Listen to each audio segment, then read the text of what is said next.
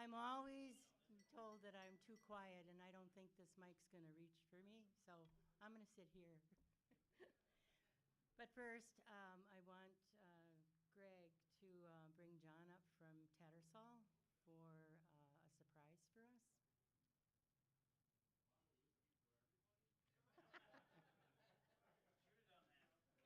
How we wish. Go ahead. Use this? Use this one? Yeah, this one doesn't. Okay. Really hot. Just sit down. Sit down.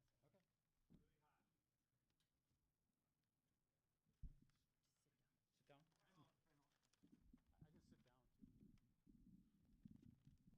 I can sit down too. There you go. All right, thanks. Okay. So yeah, last year for our auction, John Kreidler from Tattersall donated a box of goodies, and I believe Greg Dietl can attest that they were in very good taste. So we appreciate that. And then,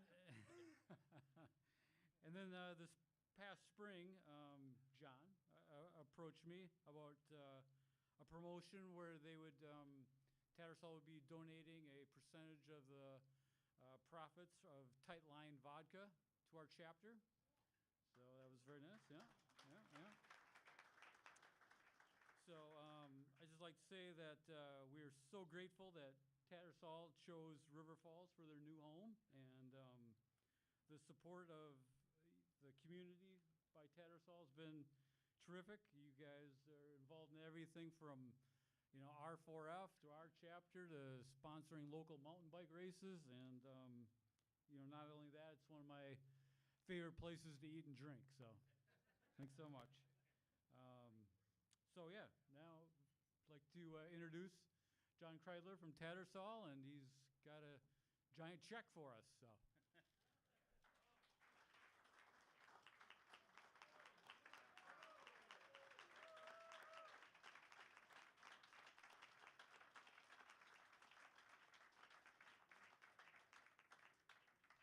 So in case you can't see this from the back row there, this is $3,000. So thanks so much, John and Tattersall. Really appreciate it.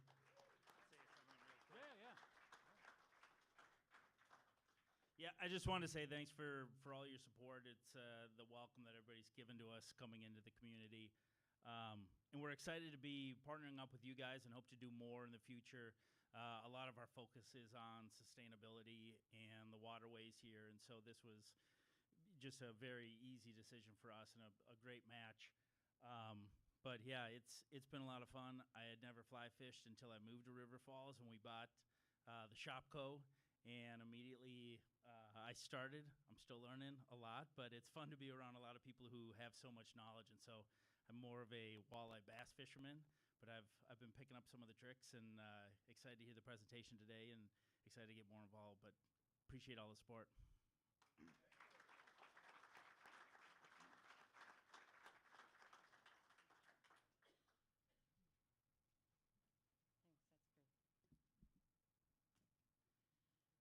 Well, this crowd is great. This is going to be a really good evening. I just have a few announcements. First, I want to do a really special thank you to everybody who has been working on the Kinney with Randy to actually, excuse me, clear the project is downstream from Steeple Drive. He's really want to clear that and have everything done, hopefully, by March. And so look for his request for volunteers on the Saturdays or the Sundays or whatever day he decides that he's going to have a day. And then I think Rip Rap came out, and the story that he does every year with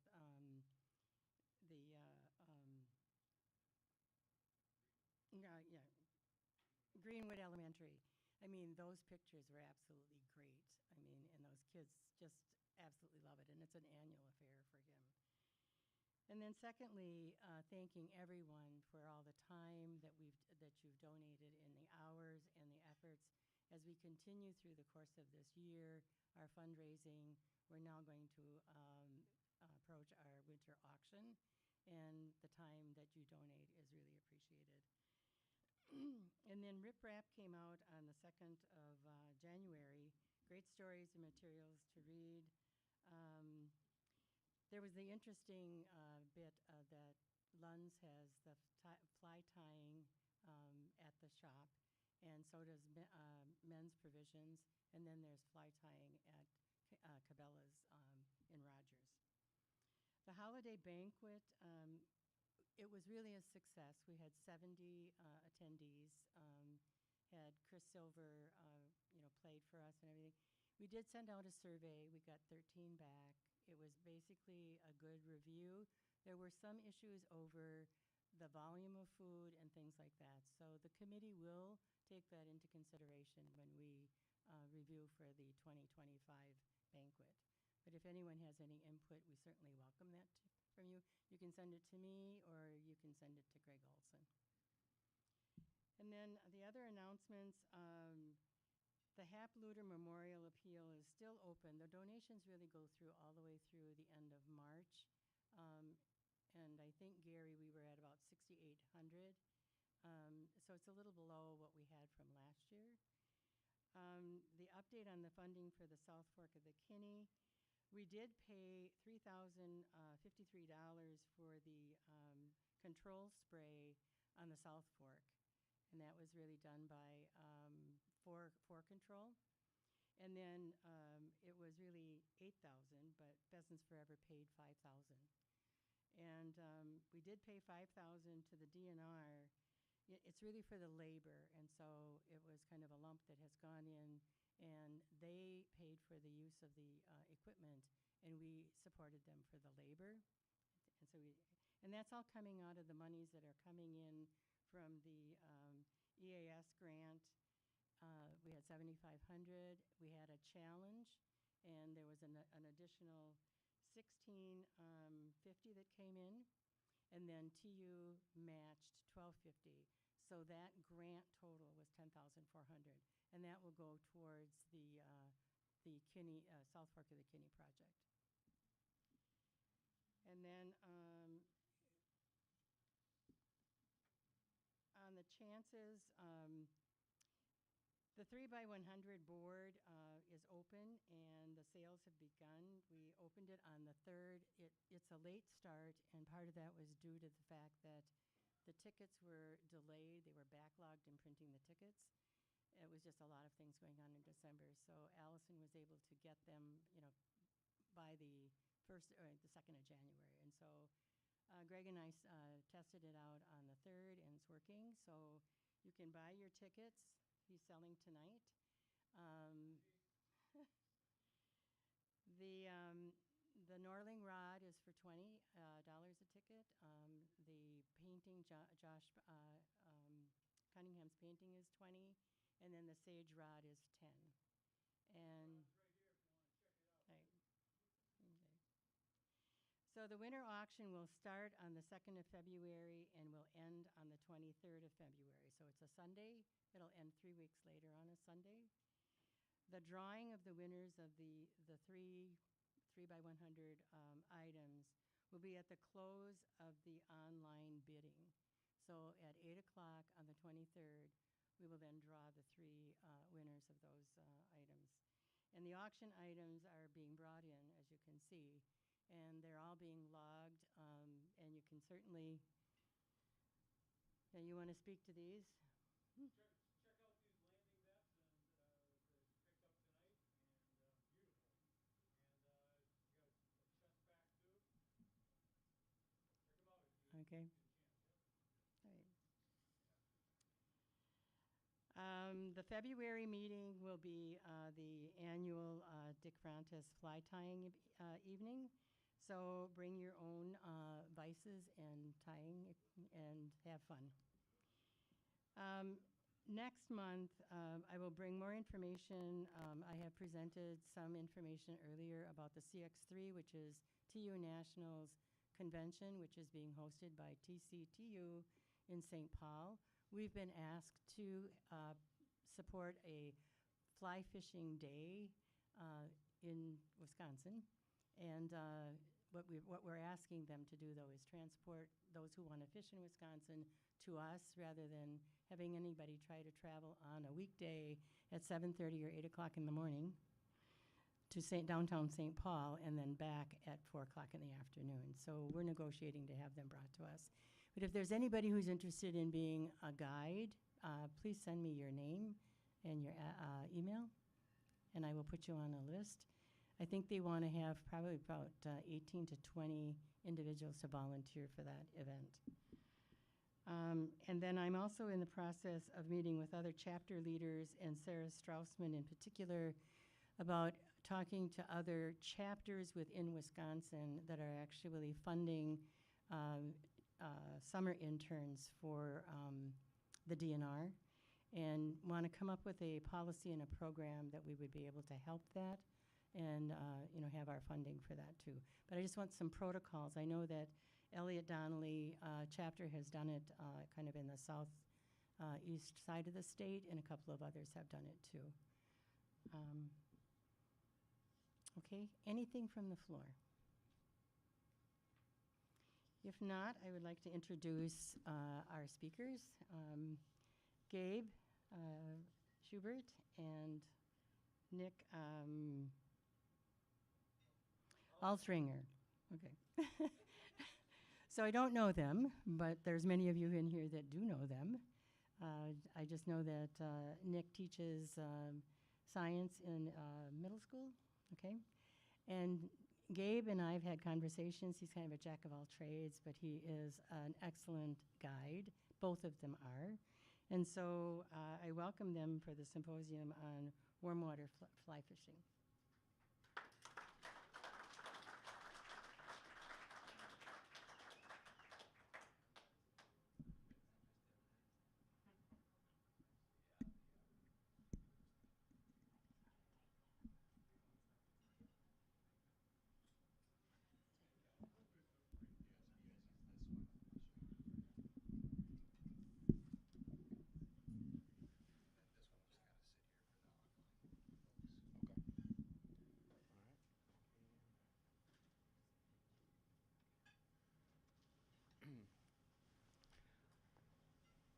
How's that? Is that all right? I'm sure I probably can project pretty well. It's what I do all the time. My name's Nick Altringer, and I'm a middle school science teacher. I'm here tonight with Gabe Schubert. He just had to step out for a second. Somebody had wings and should have ordered that extra napkin. So what we kind of had planned for tonight is for us to do a symposium on warm water fly fishing. Just whatever kind of questions you have, just kind of throwing it out there is what we were thinking. So yeah, pointed stuff down to the nitty gritty. Whatever questions are out there regarding warm water, we are kind of equal opportunity fish harassers by species, but regarding warm water, fire away was the thought, and really addressed specific questions on stuff and how it applies to your fishing. We got a question. I'm just curious if you could explain to the group your most recent accident, how you hurt your arm. We're gonna bypass that, Dave. Some idiot was trying to build a chicken coop and took a tumble, and he broke his arm at the worst time he possibly could on October 7th, but I am now out of the brace and can handle a trout rod so far, so we'll see. So, by all means, fire away.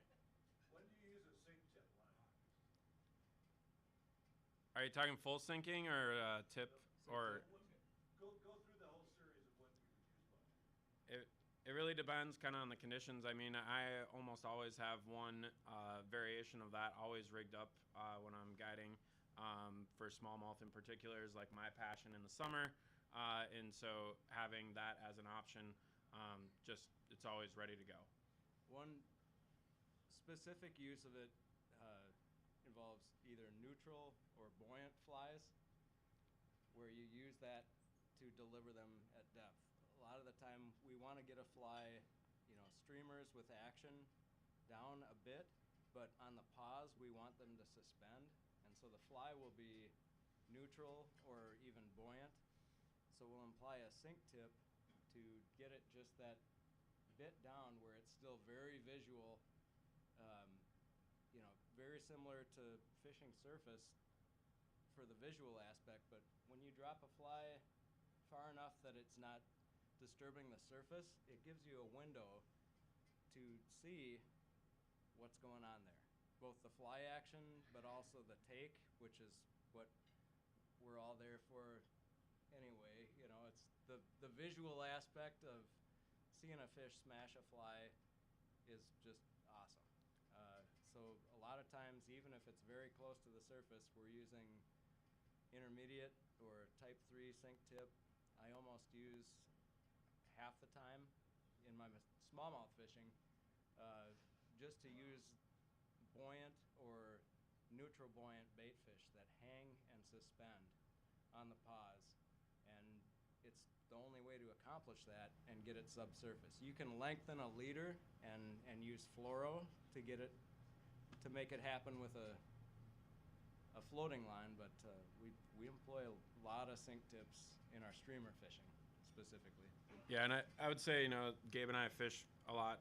Why we like to fish together also is we have a lot of similarities in like how we approach the game and getting the flies there.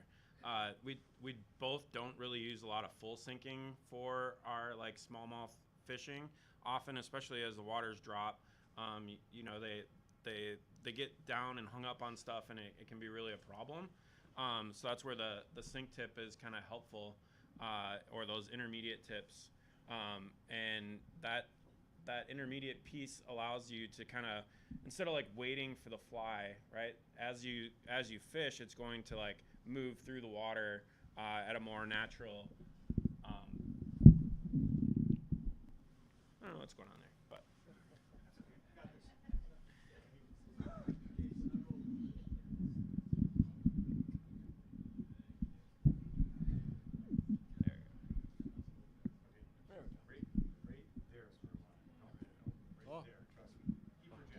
Oh, I'm the quiet guy? You're a quiet guy. He's got the lungs? Yeah.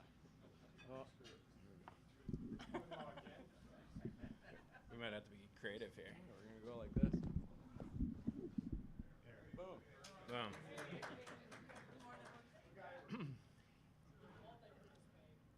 So did that answer the question? Okay. Go ahead. So, regarding sink tips, I've seen mostly in print articles, the technique involving super buoyant surface focusing coupled with a sink tip. You guys do any of them fairly shortly, with the idea being that you get this float back to the surface, float back under 15 minutes. Just you guys have any experience or comment on that? Yeah, it's a thing. There are very buoyant flies, that push a lot of water, that right when they hit, it's surface action. But if you run it on a sink tip, then it goes and dives and does a completely different thing. They'll push a lot of water. So when audio or acoustics are important, and smallmouth specifically get very tuned into that sometimes, there are certain days when it will blow your mind that it's all about sound. It doesn't matter what you're throwing. Make the sound, they hear it hit the water, and you'll see cruise missiles coming from 10, 15 yards away, even if they can't see the fly. And it's especially important some days in off-color water, high dirty conditions. Audio and acoustics comes into play in a very big way. It's when you take away being seen, but they're hungry, audio all the way, and that's sight ambush predators are also often, most of those species in freshwater, muskies, smallmouth, even carp, are very cued into audio and acoustics. And when you take away the visual, that's when the acoustic comes into play. And so, yeah, we'll employ that. You can fish a couple pops, use it on a sink tip, it dives, it's still pushing a ton of water and having a huge acoustic footprint that when the fish are on and they're hungry, and usually when it's off-color water, their ability to feed efficiently is compromised. And so they have to branch out in their means to locate prey. And yeah, it's hugely effective. It's all situational, but yes. But if Yeah. And,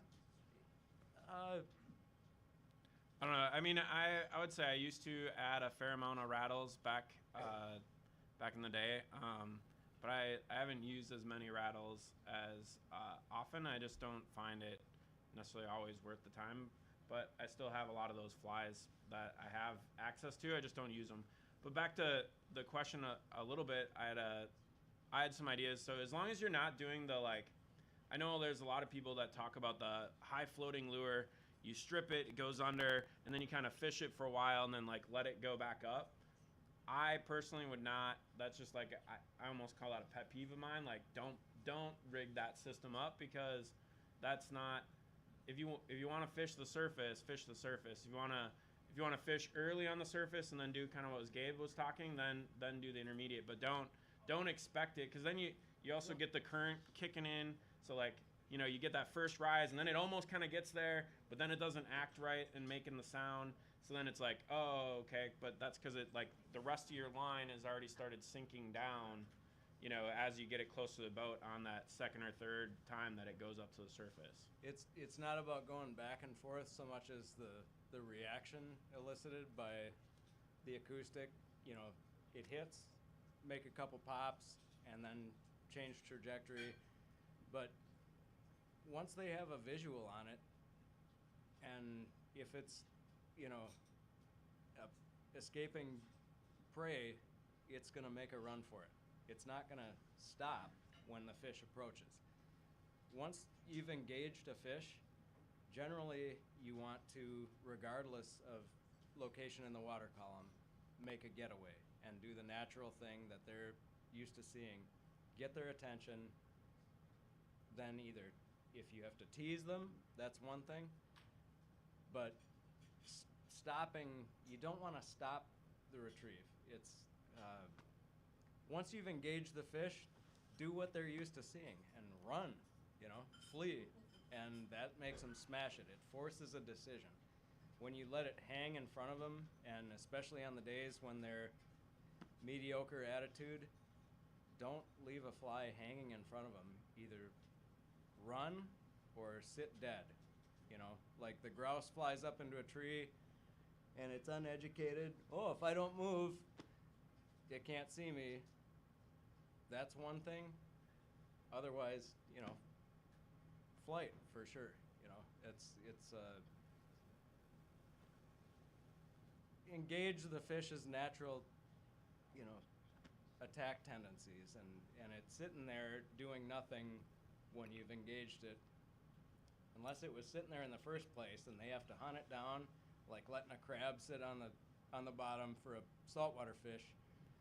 Get their attention, and if it sits like it's trying to hide, like that dumb grouse flying up into a tree, and if I don't move, that's one approach. But everything in between, just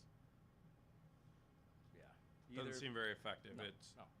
In a lot of the responses. So we see a lot of responses when you're on the water. Just you kind of pick up on a couple of those things about how fish respond. Next question. I'm gonna ask a question quick, Yep. just so I can. I'll probably repeat your questions. This should be better for a couple of the online folks. We can hear it in the room, but they can't pick it up, so I'll probably just repeat your questions. Just to let you know, I've got a bad question for now, just so I can keep talking.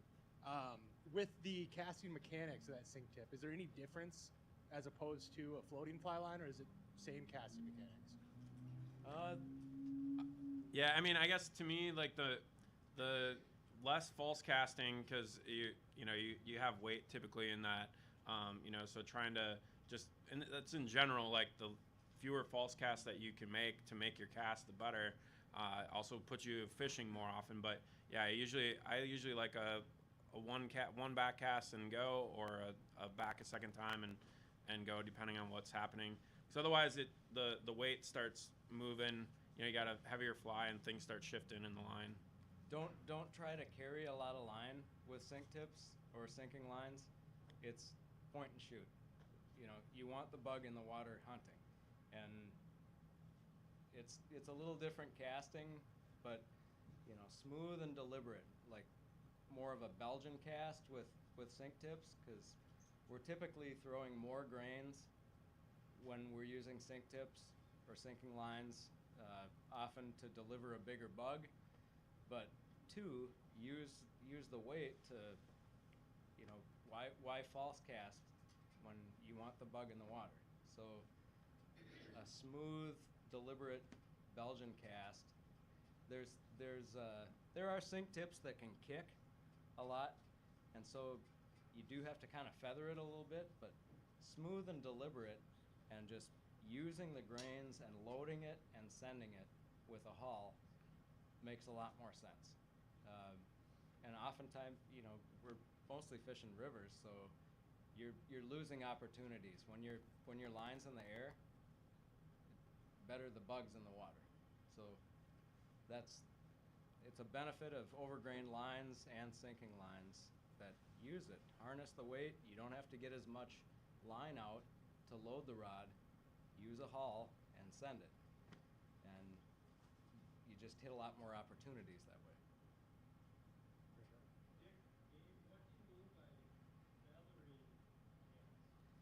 What do you Just mean by feathering a feeling? cast? It's like with the timing is more crucial with sink tip lines. You get them moving, and they're going to do what they're going to do. So lead the dance, lead the fly, lead the line is, I guess, is how I can best put it. You don't want any stalls. Like, if you can continually direct the energy, that's when it's most efficient. Yeah, you don't want a stall where things go stagnant or shock. You don't want that shock on a backcast. With a sinking line, you're talking more grains. Lead it. Smooth and steady. It's let the gear do the work for you. It doesn't take more effort to throw that bigger line. It takes less. If you just keep in tune with it and lead it through the line, you're leading the dance with the line, and the line's going to deliver the fly. And that's the root of it. The line delivers the fly, so you don't want any shock or ripples. That's inefficient. Smooth transfer of energy gets it done with as few false casts as possible. And if you want to get into fish, you want the bug in the water doing its thing. So what weight rods and tippets are you using For smallmouth? What rods and tippets Really are depends on the used? situation and what bug and what current. Yeah, so I mean, in general, right? So my go-to is typically a 7 weight, but often I have 7s and 8s rigged up all the time. Can you throw a 6? Sometimes, yep. And some people will struggle with a 6 just because you're often throwing bigger bugs for longer distance. Not always super long distance, but you want to be able to shoot, right? So when you're on the river fishing, you're not, out of a boat typically is what we're used to. So your spot is coming through, right? And we're slowing you down a little bit, but you still gotta hit that spot, right? My clients that can pick up that cast and shoot it in one piece, right? So I'm going here and then I'm out 45, 60 feet, and they're hitting all the spots, and they can vary that depending on the terrain. They're gonna catch more fish than the clients that are struggling with a 6 weight. They're having to go back and load and unload and wait, and it just happens. So I comment, I just voice an opinion here. I don't think 6 weights are particularly fair to the fish. They're not treating the fish right. That's another side of it. I run 8s primarily. I don't like arguing with wind, and I don't like arguing with fish, and the best thing to do is to land them as quick as possible. And our fish up here, a lot of these rivers they're well fed, they're well muscled, and they are formidable for their size compared to elsewhere. If you're fishing small creeks, with limited pools where they're not going to leave the pool, we get clients show up all the time. Well, I've landed tons of giant smallmouth on my 6-weight. Okay, man, you might want to borrow this 8-weight. And they hook their first Mississippi 15-incher and they get their ass handed to them. And then they're like, oh, yeah, can I borrow that 8-weight? After they just tried to explain how they don't need an 8-weight. They know how to fight fish. Okay, well, it's both throwing bigger flies. Bigger water dictates that you need, a heavier line to cut through the wind a lot of days, and we're throwing big flies a lot of time. But hook them, and you don't want to overplay fish, and especially in compromised temperatures. They're tough fish, but when it's on the borderline with temperature, yeah, they're active, but it doesn't mean you should put them on a treadmill for 10 minutes when it's 85, 90 out. How would you like it? So I prefer to land them quickly and send them on their way. I also find sometimes I have a client. He likes to use a lighter line. He's getting he just likes to do it. It's what it is. That's his thing. And he's really good at fighting the fish. So like that's not the issue. It's more just like it allows him to cast better throughout the day. But the problem is when he comes to hook set, and we'll talk about it. And then so he'll miss 7, 8 fish in a row because he couldn't set the hook at the distance, right? So these fish hit hard and fast often, and so that lighter tip just can't get enough velocity moving to set the hook sometimes in that short. Even if you're pointing straight at it, I personally believe if you're on top and trying to do a strip set, it just doesn't work. You kind of got to do a strip and lift. Come tight, then you can use the rod. You can't use the rod until you come tight to them because it won't do it. The line, there's lower stretch lines now, but there is stretch in fly lines and your leader, and the rod isn't going to do anything until you come tight on the fish. And 2, if you go and lift the second they grab, they'll bat it around and miss a lot of times, or a fly gets rotated flat. And if it's sitting right there in front of their face, they're going to eat it again. That happens with a strip. When you pull it away from them, done deal. You're not catching that fish. But if you wait till you come tight on the line, come tight, then hit the rod, you're almost always going to hook that fish, especially if you see them grab and turn. Waiting a half a second or a second, when the fly disappears, it's a hard reaction to overcome. The fly's gone. That's a done deal. No, it's not. The fish, if it's coming at you, you're at a disadvantage. Once it turns, once it grabs and clamps down, and 2, you've got to move the fly in the fish's mouth to get a hook set. So picture holding a fly in your fist. The rod tip is never going to set that hook. You've got to come tight before the rod does anything. And you can fight fish with a 6-weight just fine if you know how to keep them tight and use the bottom end of the rod.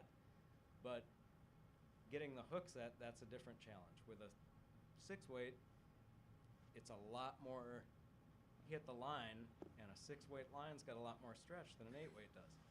There's a lot of sides to it. Yeah, and there's also a difference between a salt 6 and a trout 6. Those are completely different rods typically. I would say over time. So, Andy, you had a question? Yes. If you were giving advice to a client in your boat of these 4 things, what would be the most important and the order of importance? Casting accuracy, pattern choice, the action imparted, and or patience and reaction time. Which would be the most important and order of importance? Oh, look at that. Now I see smoke coming out of your ears. One, accuracy, hit the spots. I agree with that. Number one, we're the same for sure.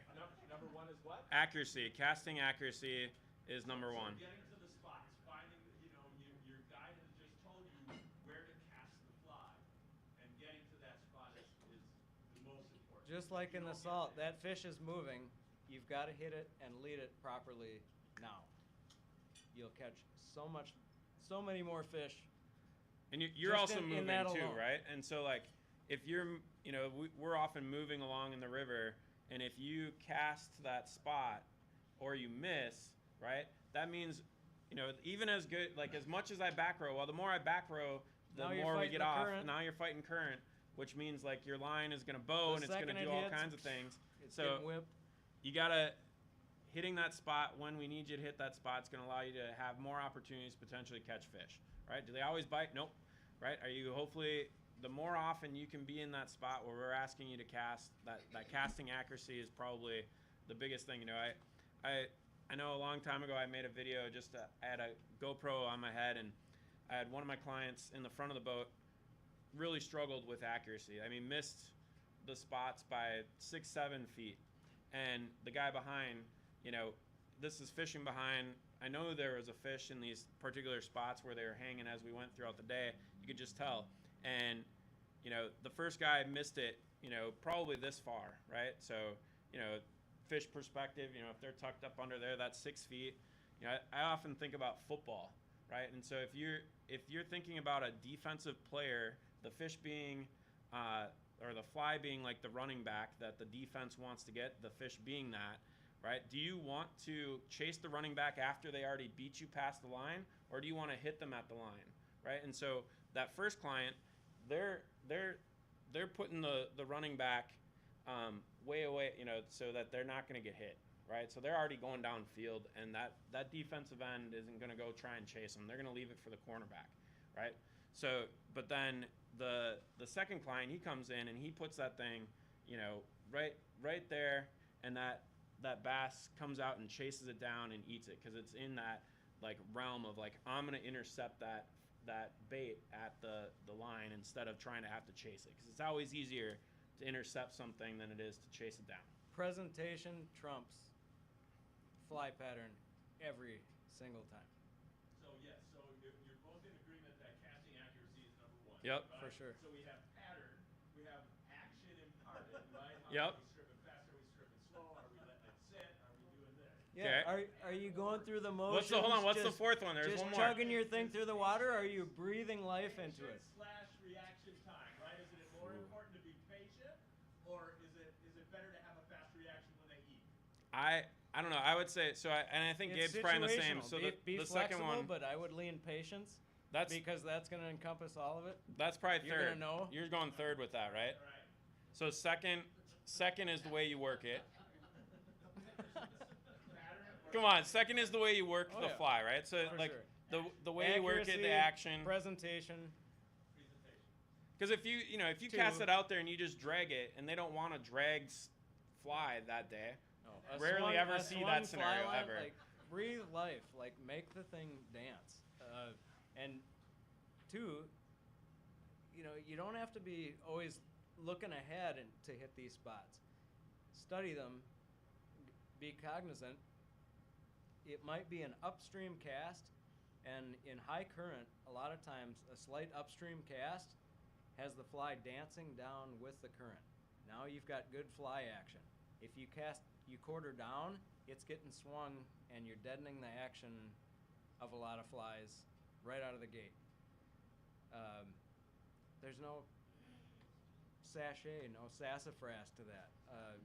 Tease them. To tell me where to cast, right? Right? Got to hit the spot, but two, if you throw slightly upstream, hit the right spot. When you can make a fish turn downstream, you're already halfway there. In the back of the fish's brain, once it turns and it leaves its lazy boy, it's partially committed. If you hit that fish at a quartering downstream and it's swung, it can effortlessly just sit there and hang and scrutinize it all day long. there's no forcing a reaction.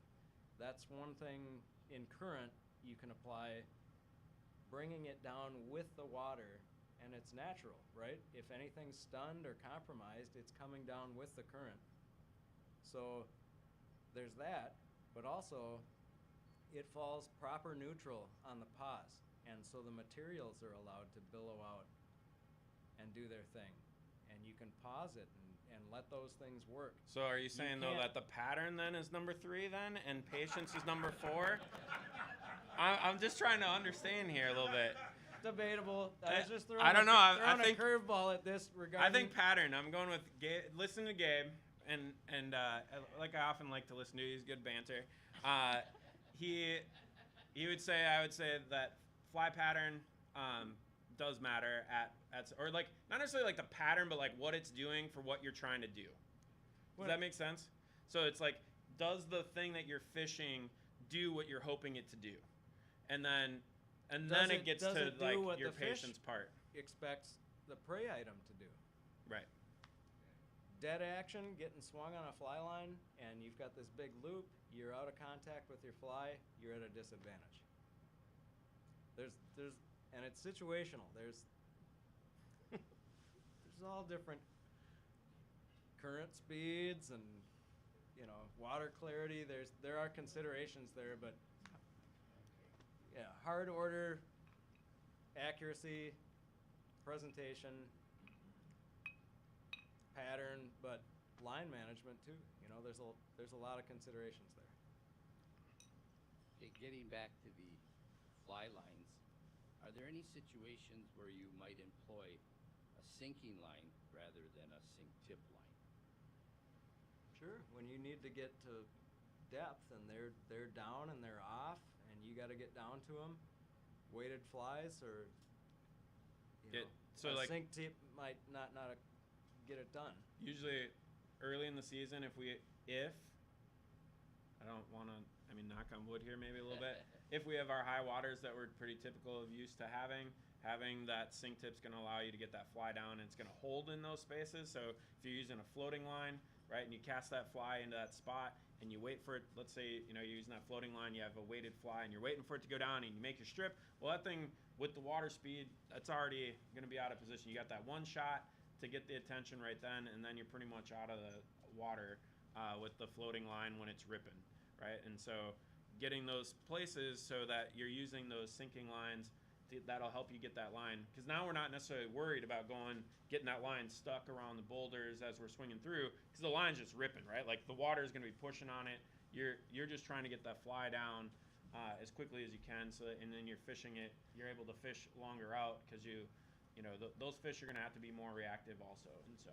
So ideally, you would have 3 lines if you're fishing. You would have a floating line, a sink tip, and a sinking line. Or 2 degrees of sink tip. Most days, when it's a full sink lines, you're not fishing visually. You are, but in your head.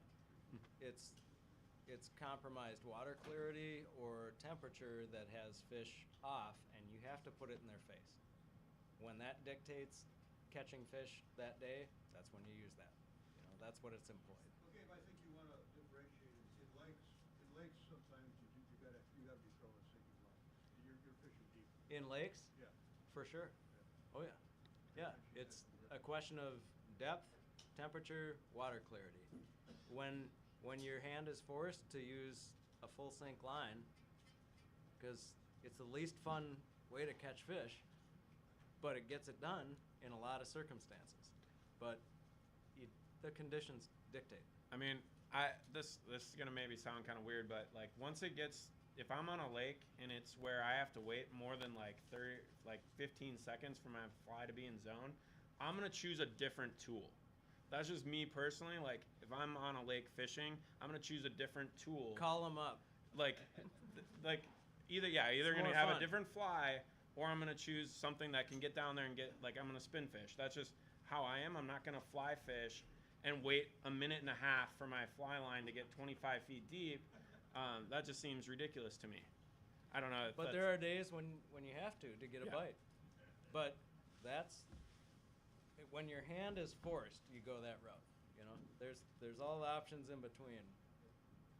Yeah. Seek out active fish and call them up, ideally, before you go there. But there are days and temperatures and water conditions when you have to. And on lakes, for sure. When they're at a certain depth, you've got to meet them halfway at least. If not put it in their face, if they're in a compromised attitude. I'm just kind of curious, with the weird weather patterns we've been having lately, either flood or drought, high water, low water, added with all the fishing pressure that we're getting on our rivers with boats that are out there, what's the number one thing you guys have had to do to adapt recently? And what should we try to remember to try to do to maybe adapt if things aren't maybe going too well for us? To combat pressured fish? Well, the pressured fish, plus add that to the high water and low water, the inconsistent levels that we had, it's really tough, and sometimes you don't know where to start or what to do. You know, is it smaller flies? Is it flasher flies? Yeah, I mean, you got to read the room versus on bank? conditions, but Yeah. when they're Or is that too big of a educated and question? being fickle, there's all kinds of devilry can play on their brains. How have you had to adapt? What's your number one way you've had to adapt smallmouth fishing in the last 3 years? I 5 mean, years? my biggest is just I tend to be a little bit of a hothead at times, so it's more just keeping my cool, because people, I'll be honest, are rude at times, and I find that super offensive. Like, you know, that's to me. I end up focusing on that more. Like, just remember, we're all Are out you here. It's talking all other water. people on the water? Other people on the water when we have these varying conditions. And, you know, maybe it's pushing more people onto waters that I have traditionally fished, you know, mostly by myself. And then now it's not necessarily that way as much. That's just the thing is, like, you know, be courteous to each other. And I just need to remember that. And Well, I just I'm wish more curious Yeah, I about- know it's not what you asked, but it's. I think I'm he's more getting at curious about how you've the fish adapted. being more educated. How you have adapted. If Yeah. you had a aha moment. Honestly, throwing something outside the box that they aren't seeing on the regular, you know, when it's consistent conditions and everybody wants to throw at the bank, you know, that's the eye candy. Well, think about that. How many other people are thinking the same way? They're just pounding the bank.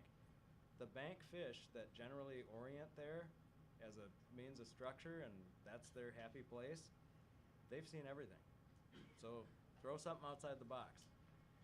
The other thing to consider is how the bank interacts with water. That is present from shore to shore in another dimension.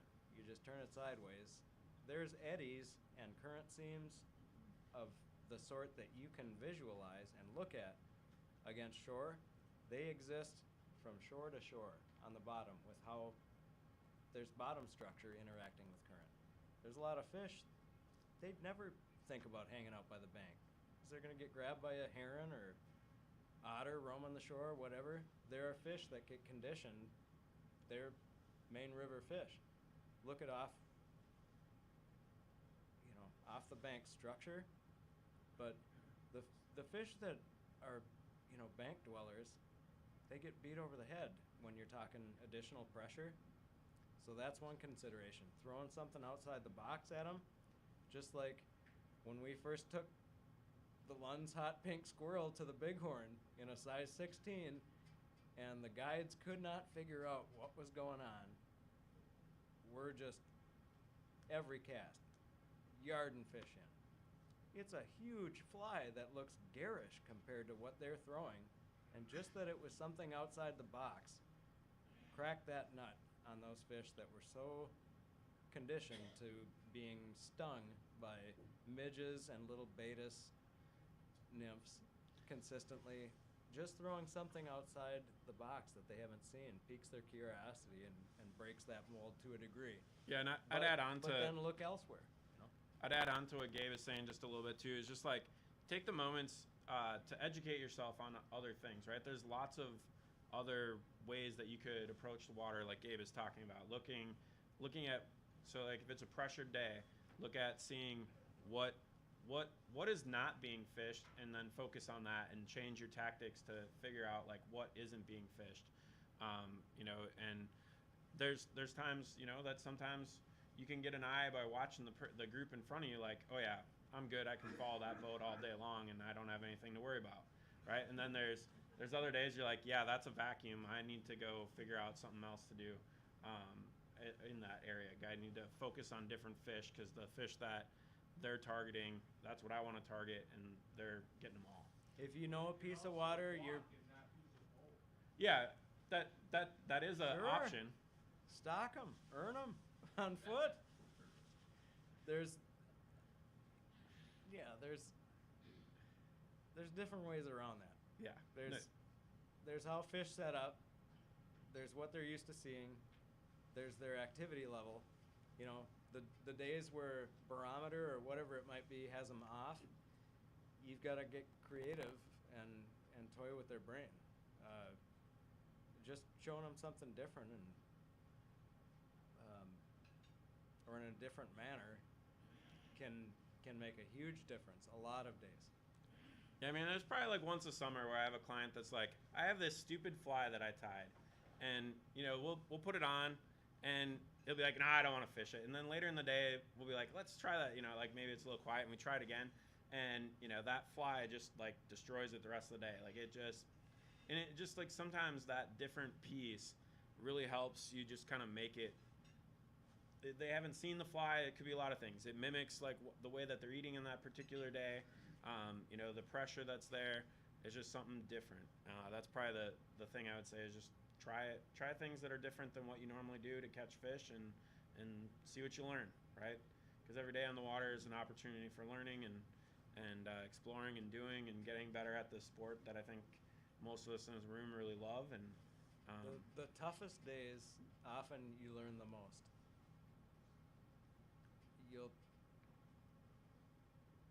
see more answers or more questions, but it gets your brain working, and you honestly learn the most on the days when the fish don't want to go to the party. Well, maybe there's a pattern that feeds them more beers and greases the wheels, you know. Some days it's that, other days it's an angle of presentation. Sometimes you hit a fish and it's off, change the light angle of the presentation and it goes.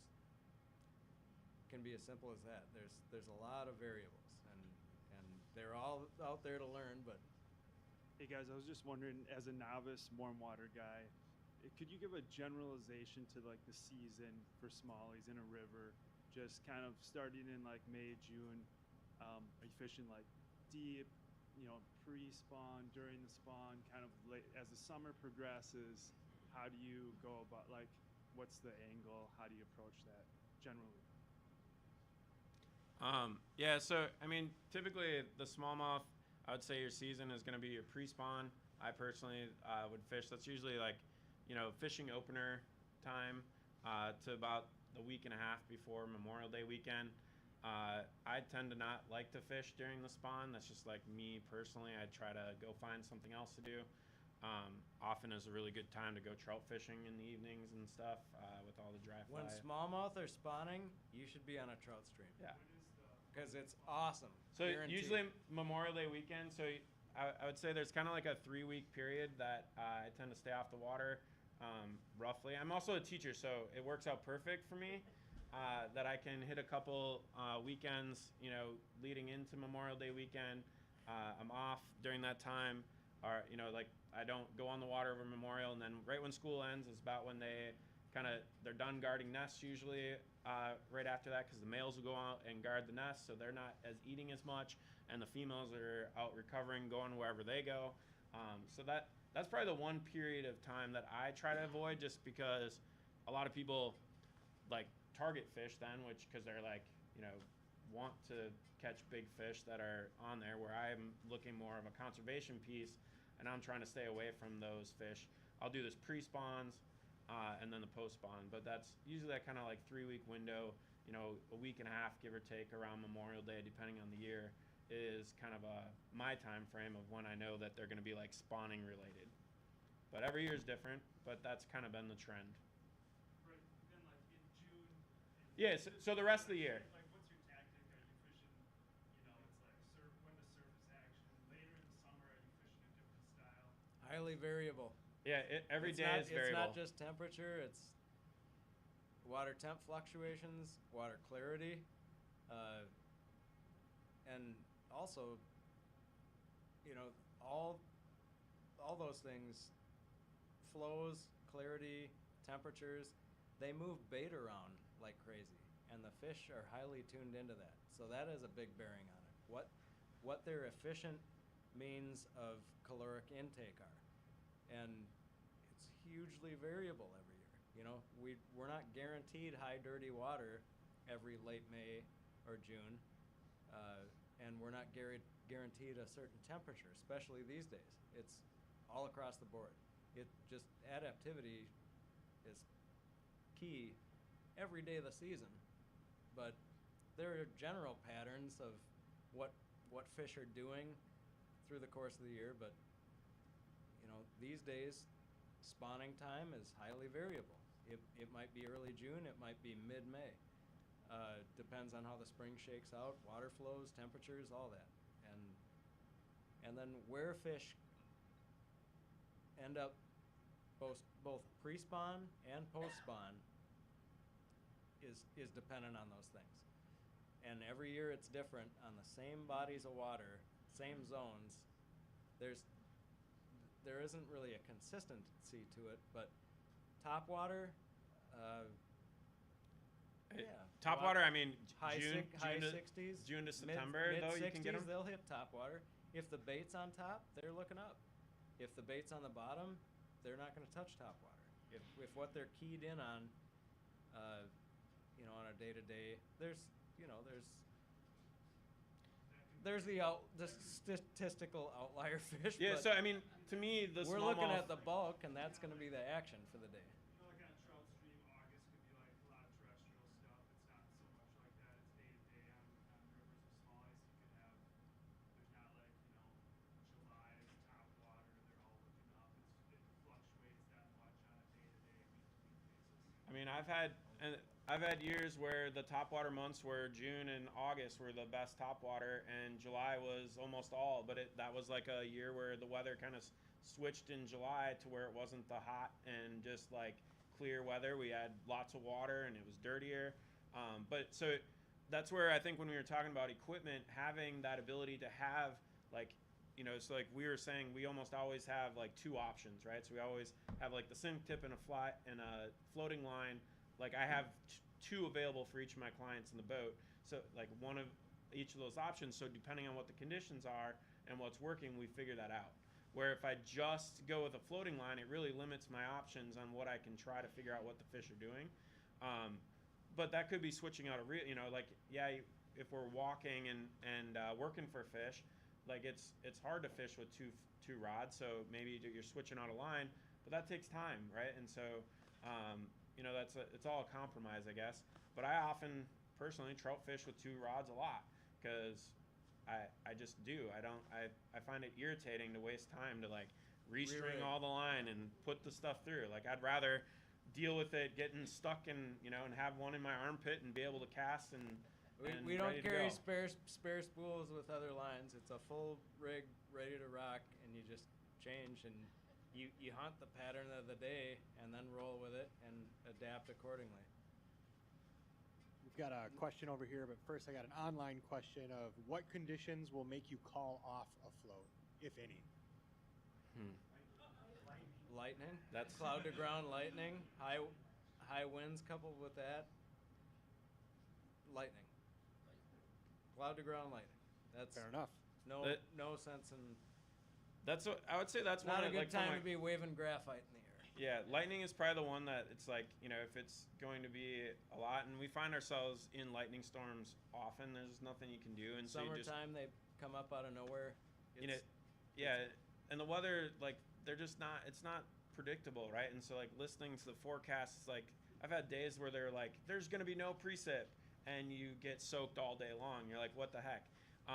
Not that like the fish live in water, so typically I'm not going to fish unless the fish, like the people are gonna be. If the people are gonna be safe, Now, uncomfortable and versus safe are two different things, right? Safety. Like, We'll sum it up as when it's a safety concern, yeah, you don't go out on the water. yeah. When it's to that point. Okay, you've got yourself a boat box full of streamers and top water. How often do you use crayfish patterns? When absolutely necessary. They're very effective, but they're nowhere near as fun as a light and bright bait fish hanging in the water and watching a smallie just smash it. You know, shallow, crystal clear water when fish are really fickle, we'll employ them. Sight fishing, a lot. That can be fun. Yeah, I don't know. I would say like outside of that scenario, I avoid it unless I have to. It's like all those things like you know they eat a lot of crayfish, right? Because they're constantly spitting a lot of them up. But I don't know if it's just the way like the fly rod works in their systems or the flies, but like figuring out the way that they want to eat that crayfish that day, getting someone, we're often from the perspective of like, how can I get my client to be able to fish this particular fly the way that it's needed? And I would say that crayfishing is very complicated of a thing. It's not as easy as you kind of think it is, because it highly effective. It can be, but it's like there's a lot of ingredients required to get to that point. Like if they let it sink too much, right? If you let it sink and you're getting hung up all the time, well, now we're spending time back rowing, or we're breaking off, we're spending time retying, and we're not spending time fishing, right? The whole goal is to be fishing, and if the fly's not heavy enough, then it's up at the top, and occasionally they'll hit a crayfish that's coming up because that's where the crayfish fleed, but usually you're not watching crayfish dance at the top of the water column. When it forces us to fish crayfish, it is not for beginners or maybe even intermediates to accomplish what's needed to have the fish eat. So it's. And people probably disagree with what we're saying, and that's okay. We'll do it all the time, but when you've got people fishing, it's different. What's needed to make it work, and it's that challenging a conditions that you have to do that. Yeah. We avoid it at all costs. It's the last resort. It works, but there's a lot involved. Do you have another one, or Andy has one too? And I've got a personal question. we're not just talking about smallmouth. Like yeah, we can talk about whatever. Of warm water. This isn't a smallmouth symposium. Yeah, exactly. Along those away, lines, what's the bycatch when you're going after smallies? Is there a lot of northern? What are we thinking? What are we catching mostly? So bycatch, I would say it's pretty equal on. I'd say northern are probably the most common, but I would say, behind that, muskie, carp, walleye are all like not too far apart. They're just all different. Catfish, Roccos. What else do we run into? All kinds of stuff. But those are the major ones. In some places, yeah. Occasional bluegill. That's a favorite. They don't have their set down, and they miss fish, and they're from Texas or Arkansas. Oh, that was a perch. Well, you saw the fish eat his fly, and it was a 20-inch smallie. That's one of the funniest things that happens. Oh, it must be a perch nibble. Oh, that was a perch nibble. Okay, there's 100,000 warm water patterns. Would we be surprised at how few patterns you actually fish, or and each of you, or do you fish a really wide variety? And each of you, are you 7 boxes or 17 boxes on the boat? That's funny because of how we operate. I'll let Nick answer that. No. I'm not at all. I have mostly. I mean, I have a lot of boxes. Do I actually? But I mostly just have one big box that I use. That I have one of the. I can't think of what it's called right now. Just in case. Yeah. It's a giant. Just in case. So it's got like 7-8 sleeves of, I don't know, probably 500 flies in there. Of all sorts. All sorts, all needs. No matter what the conditions, Nick has the bug. But then I also have a couple random, boxes just in case, outside of the just in case that are. Those weird flies. Oh right, yeah. Well, they're just in there, and then it just kind of builds. Well, the just in case is clear, and then he's got his special little boxes that he doesn't want you seeing what's in there. Yeah. What about you, Gabe? Again, I'll let Nick explain that. So It'll be more entertaining. it will be. So I would say Gabe is he's a minimalist. He's gonna have what he expects to be there, and those are the flies that he has with, and you won't have much outside of that. And usually doesn't need much more than that either. And I would say though, to answer the rest of the question, which is how much do you actually fish for flies? I think Gabe and I are very particular on the flies that like we're tying and fishing. So we have our flies that we fish and tie, and those are often the ones that we're fishing because they do what we want them to do, right? So not all flies are created equally for all the conditions, but there are a lot of flies that do what you want it to do, or parts of what you want to do, but they won't do it in other scenarios, right? Where, yeah. But plenty of the time, simply fishing a fly with confidence trumps everything else. There are variables, but A low number of patterns in a variation of colors, right? depth Or a Yeah. high number of patterns. depth application, action. There's So if you guys want to move, it sounds like you want to move away from smallmouth then. I just I'm meant happy to to talk about clarify. smallmouth all day long. We're talking warm water. He If had a there are question, though. any Except questions, of, like fishing below power plays and stuff, when do you guys generally give up the chase with smallmouth and switch over to musky fishing?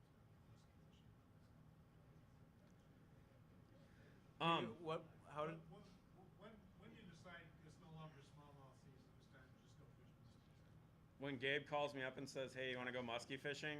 and I'm like, "Yeah, let's go." there's there's hot times, but the big smallmouth feed through late October. I mean, we'll go float smallmouth in January if the conditions have the ramp not iced. We'll go do a float on the Mississippi for smallmouth. But are you below the power plant though, or anywhere? Oh yeah, Yeah. open Yeah. open water, no sheet ice. There's sections that you can still fish. But I mean, in like wild reserves, for instance, or non-dam controlled or nuclear power plant influence, let's say. I mean, for me, I would say like I personally, not being a huge I catch muskie, like it. I like tying for them. See, he starts teaching in the fall. but I'm and teaching, when the so I'm not muskies there, turn so- on. That's what dictates when I stop thinking about smallmouth. But I'll still think about smallmouth when it's outside of like now. If there's a good day, we'll go fish smallmouth on the Miss. But I'd say mid-September is kind of that mid-September into November is that kind of switch time. Action wise, you can still specifically chase big smallmouth once it gets cold. They don't migrate as early, and they're still thinking about food big time. Further into fall, the better. Just like walleyes, the biggest fish really crank on the feed bag in late fall as water temp dictates. But I'm a muskie junkie, so as soon as they're biting, I'm not thinking about smallmouth, I guess. Unless somebody wants to go fishing smallmouth. Related to the muskie and pike, are you guys using wire leaders at all? Are you tying those on it? Like, 'cause I tried to get into pike fishing up in the Boundary Waters, bought some flexible like wire leader. Way too stiff to tie. I had no idea what I was doing, and then kind of turned myself off of it. There's So what do you A suggest? lot of different types of wire, but I fish wire myself for toothy fish. Once upon a time, I would Somewhat fish. related, we got another question. Ray, can you kind of run down, and this is kind of selfish, but can you run down kind of your whole setup? Like, what line would you use, and what would your leader tippet setup be for toothy fish? For- either for toothy either fish? Gouda or pike muskie. And I'm actually thinking about stiller waters, like Mille Lacs or something, but So just the limitation on a rod is what line it can handle, and the limitation of how big a fly you can throw is dictated by the line. So not all 8 weights are the same, not all 10 weights are the same. You can overgrain with the line a lot of rods, and the grain weight of the line dictates what fly you can throw. So if you want to throw big stuff, overgrain the rod, you know, within reason. You don't want to be beating the heck out of it. For the most part, like a semi-sink tip? Oh yeah. There's some For toothy fish, always subsurface. Yeah. I'll use intermediates in the summer, but you can even fish a topwater on that. But getting the fly just under the surface that it's not disturbing it affords you a window to observe the fish, where the bug is, where to be looking for the fish to show, be able to interact with that fish's specific attitude accordingly and tease it. But again, back to tippet, leader, and length, from your... Depends on the conditions. Yeah, so Super clear water, longer leader. You want the fly down, fluoro. Mono's buoyant. The bite tippet, always wire if it's me. I used heavy fluoro for a time, but when you lose a giant because it cuts through fluoro, you probably won't go back. And I don't want to leave a fish with a fly in its mouth that it might kill it, is a consideration. So when I'm specifically targeting toothy fish, wire always. We will use very light wire with smallmouth flies in areas where there's a ton of pike or muskies, and you don't want to be farming out your some of the well-tied deer hair divers might be $12. You don't want to just give that to a pike, so we fish 10-pound wire, or you can use 30-pound braid, just some kind of deterrent to their teeth. But in terms of leader length, it depends on water clarity, depth of the water, a lot of things. Typically 5-6 foot leader for toothy fish with, I run at least 20 inches of bite tippet, because one good determined eat might take that whole thing. If you're talking 6-8 inches, had it happen all the time where they eat 3/4 of the leader straight on, and it doesn't matter what bite tippet you've got on. So I run it longer and heavier. Personally, it's from the jewelry world. It's what Brian stocks over here. It's called Softflex, but it's just like all the other tieable wires from all the major manufacturers. Where it differs is in the jacket. A lot of the fly fishing purposed tieable wires, they're the same core, but the jacket is a soft, clear coating, or in the case of like tiger wire, it's more durable, but tiger wire has a silver coating, a silver plastic coating, which is ridiculous to me. Why not have it be black?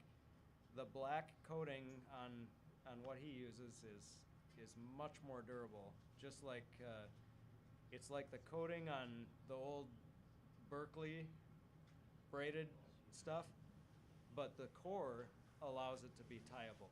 But the jacket is much more durable.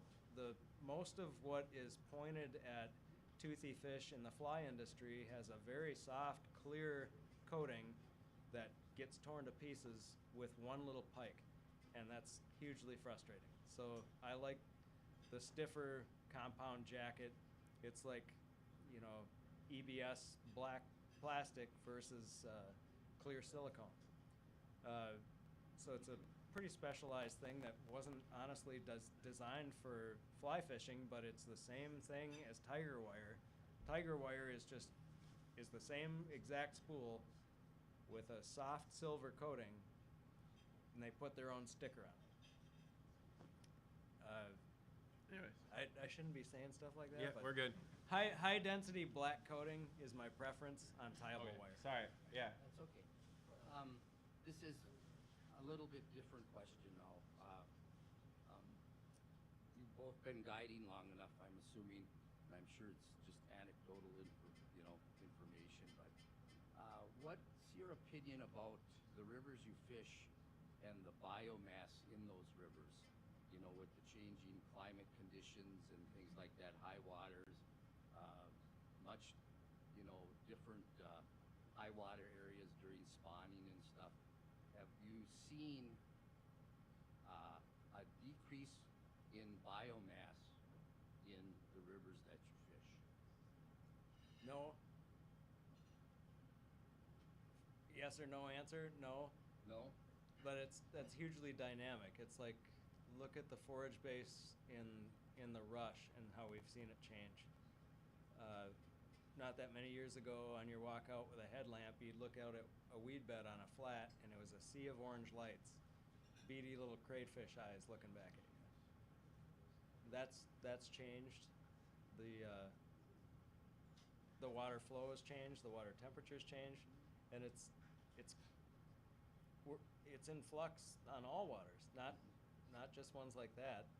The rush is a great example of improvement, I think, in water temperature and quality, but not quantity. That's gone down, and like the rush, for example, has a different forage base. It's changed hugely, and year to year, recruitment of all different critters, it's highly variable. So we see a lot of ebb and flow. Yeah, I would say, when you're talking about flooding, it's definitely, there are rivers, in my personal opinion, that are affected. There was several years, I would say, it's going on 5 years strong, that the high waters have hit right as the fish were coming off the beds, as like the baby fish were making their move, and blowing a lot of those fish out. Now, did that happen equally? No, but I know of one river I suspect that's going on for a really long time, and it makes me really sad because it's one of my favorite. But there's still fish there. It's just not what it is. And then when you couple that with pressure, I think that helps, and it changes the way the river fishes, and so it's there. Okay, not to be selfish, but just I've been, but just say a specific river, say the biomass in the Mississippi. I would say the Mississippi is running beautiful and is gorgeous. If you want my specifics on which one's not, I'm gonna say the St. Croix is probably the most beautiful river that you could smallmouth fish on in the world, but it needs some help and love. The most archaic regs of any river in the country. And there's a lot of human pressure and human induced things that have affected, I think, that river in particular. And there's other smaller rivers that are probably, but I feel like if you look at that overall river and the smallmouth population, I don't have actual figures. I'm not a smallmouth biologist. This is just me fishing a river with clients, and seeing it, or just for myself. It's different, and I don't think the fish have changed their intelligence enough to make it where I'm not being effective. I don't know if that makes sense. There's something that's going on. I don't know what it is. Pressure is in play. The regs are behind the times and need to adapt to today's amount of pressure, and we're seeing it year after year after year on that river. Got about 10 minutes left. Some of the regs came around. The sturgeon have come quite fast in the last 40 years. Is that? They wouldn't even listen to me in Minnesota when I told them that I couldn't catch a fish over 4 inches 40 years ago. Now we see fish that are this big around. Consistently. Every couple days on the upper river. I think they're just reacting to the flow. I mean, look at last year. It started out with a drought, flooded, and then we went back to a drought. Last year sucked.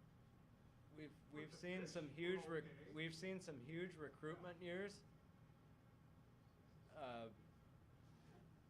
we know there's the potential.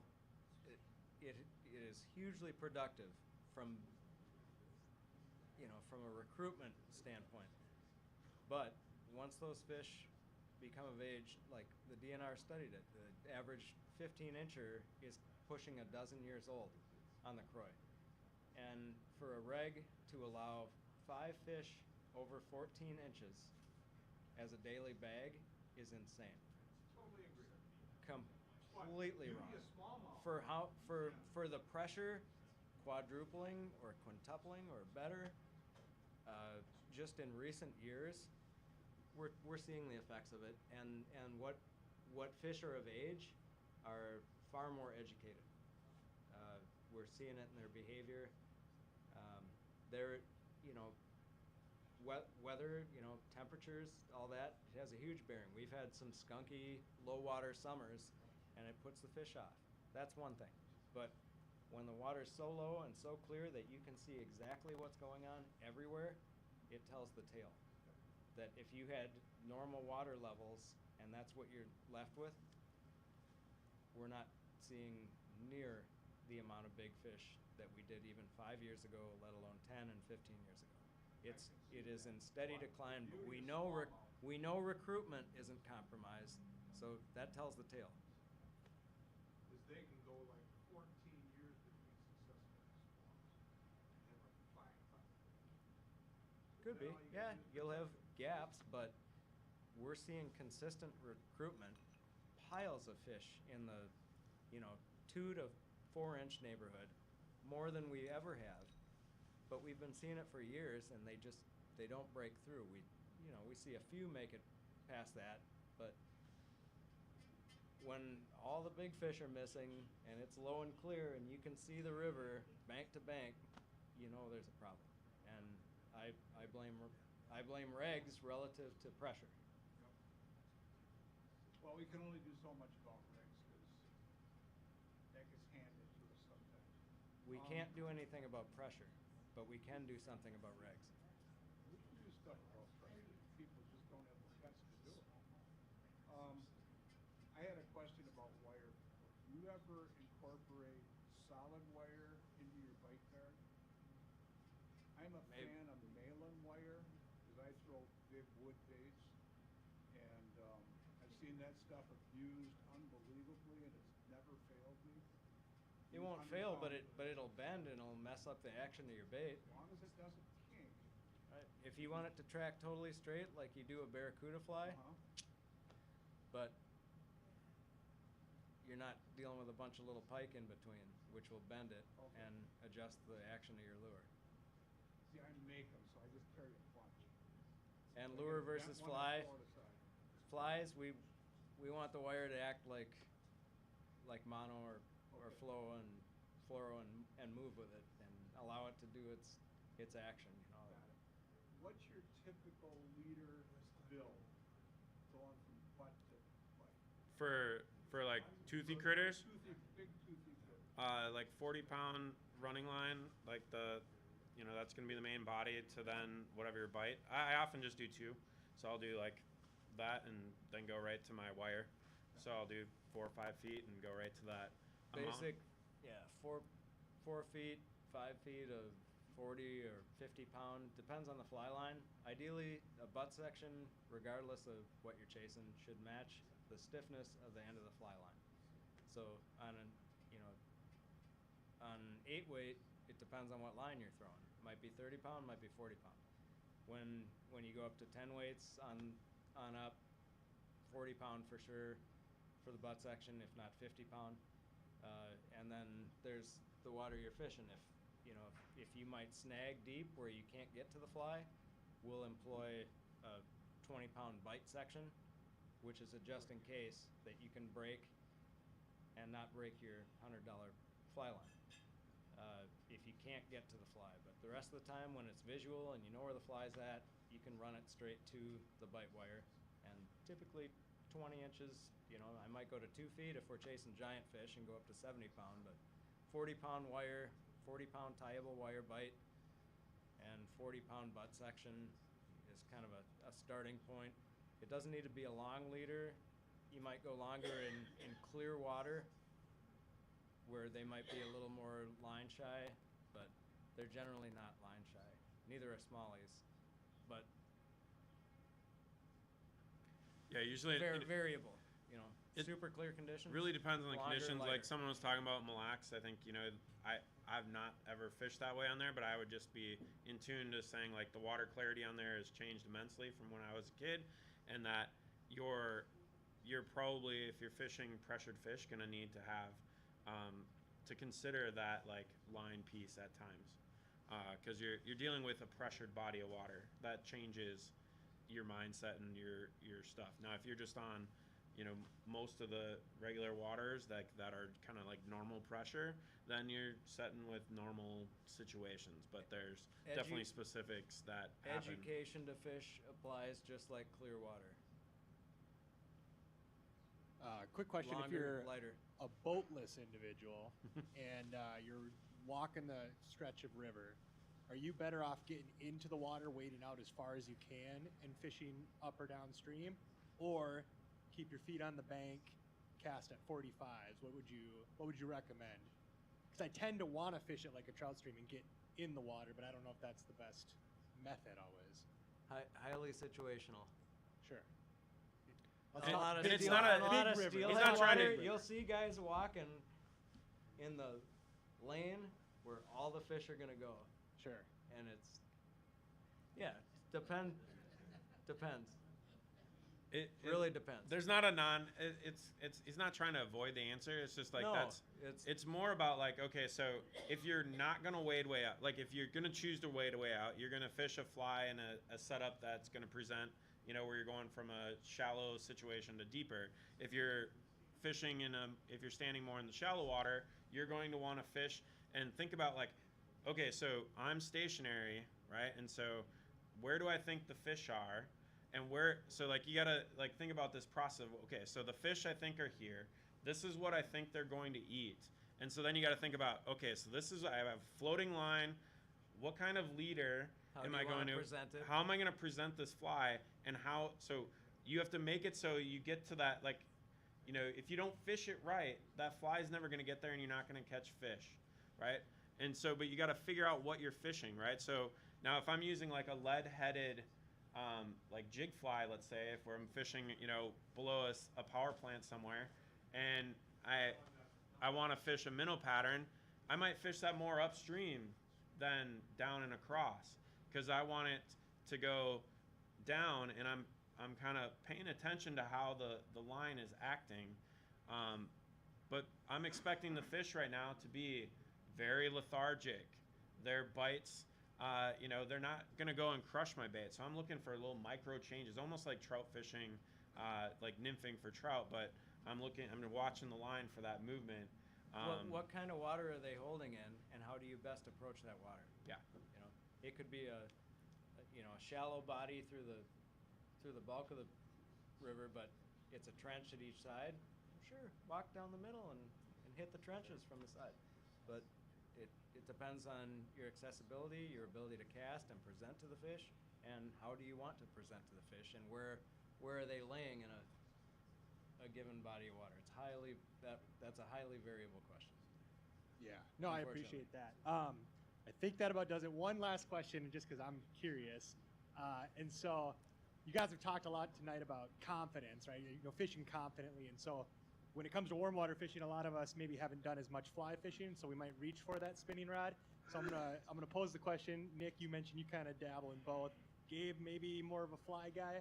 But do you think, you know, like, you had to go out, you had to catch warm water species on any given day, are you reaching for the fly rod or are you reaching for your spinning rod? I mean, I think fly both rod of us all the are time. always going If to it can be choose done fly with a rod fly first. Fly rod. Fly rod first, all the time. I love casting. I love Over a river rocker I love or casting whopper bait plopper, casters. any of that? and Oh, yeah. I'll employ, All day, every I'll day. employ spinning rods when I go to the boundary waters, or depth of water dictates that you are inefficient with a fly rod. Use the spinning rod.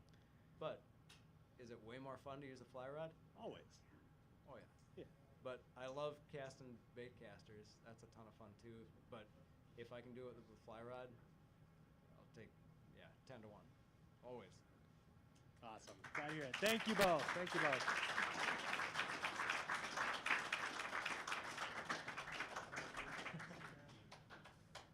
Thanks to both Joseph? of you. It was very informative. Well, thank you all for having us out. Thanks for having us. So, they guide, if you want to. Yep. So, So- I want you to. Yeah, so you can contact Lund's Fly Shop and get a hold of both of us through there. I also have my own website. Gabe is always local at the Fly Shop there, available, and I have cards there too. Via the shop page, we have the guide link if you're looking to take a trip. Otherwise, through the grapevine, you can get a hold of us, of course. I have some cards available if you need them, if you need that today. So. Thank you. Thank you.